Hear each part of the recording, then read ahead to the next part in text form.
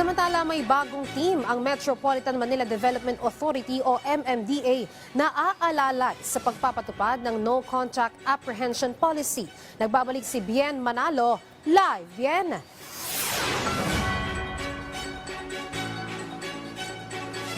Tama ka dyan, Luisa. Ito ang tinatawag na STAG o Swift Traffic Action Group na ipinakilala kamakailan ni MMDA Chairman Attorney Don Artes.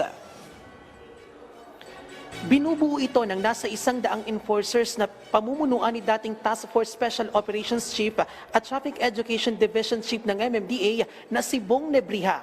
May suot na body camera sa mga enforcer ng STAG na makatutulong sa pagpapatupad ng batas trapiko.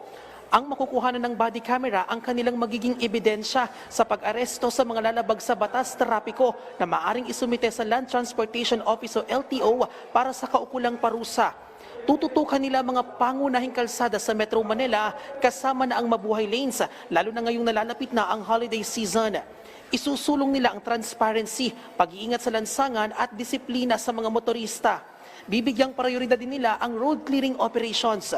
Less interaction ng STAG kumpara sa strike force na pinamumunuan ni Gabriel Go. Ang siste, mag-iiwan sila ng form sa mga windshield ng sasakyan na kanilang mahuhuli gaya ng illegal parking. Hindi rin sila magtutowing o manghihila ng sasakyan at magkaibang ruta ang kanilang i-operate. Samantala, ayon naman sa MMDA, mahigit 60,000 violators na ang kanilang na-monitor simula nang ipatupad ang NCAP. At sa bilang na ito, mahigit 30,000 ang validated o naaprubahan na.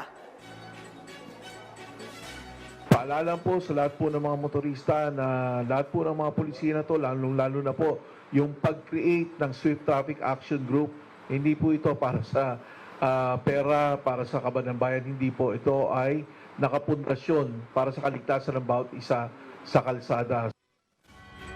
Luisa, sabi naman ng MMDA ay nakatakdang magpulong ang Metro Manila Council sa guidelines tungkol sa illegal parking at paghahanda na rin sa nalalapit na holiday season.